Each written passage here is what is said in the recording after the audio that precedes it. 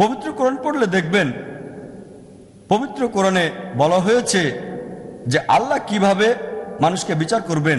সূরা হুজুরাতের 13 নম্বর আয়াতে উল্লেখ করা হয়েছে।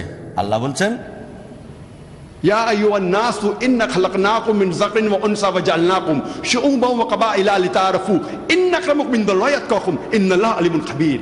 হে মানুষ জাতি, আমি তোমাদের সৃষ্টি করেছি একজন পুরুষ ও একজন নারী হতে, তারপর তোমাদের বিভক্ত করেছি বিভিন্ন জাতি ও গোত্রে, যাতে করে একে অন্যের সাথে পরিচিত হতে পারো, এজন্য না যে একে অন্যকে ঘৃণা করবে। আর তোমাদের মধ্যে আল্লাহর কাছে সেই অধিক মর্যাদা সম্পন্ন যার রয়েছে তাকওয়া।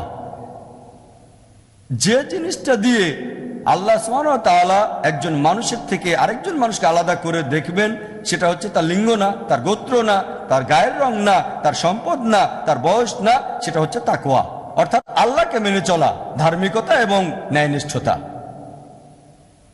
আল্লাহ যে জিনিসটা দিয়ে একজন মানুষের থেকে অন্য মানুষকে পার্থক্য করবেন, সেটা আল্লাহকে মেনে চলা, ধার্মিকতা এবং ন্যায়নিষ্ঠতা, সেটা কখনোই লিঙ্গ না। আল্লাহ পবিত্র কোরআনে বলেছেন, সূরা ইমরানের 195 নম্বর আয়াতে উল্লেখ করা হয়েছে, আমি তোমাদের মধ্যে কর্মে নিষ্ঠ কোন পুরুষ অথবা নারীর কর্মকে বিফল করি না।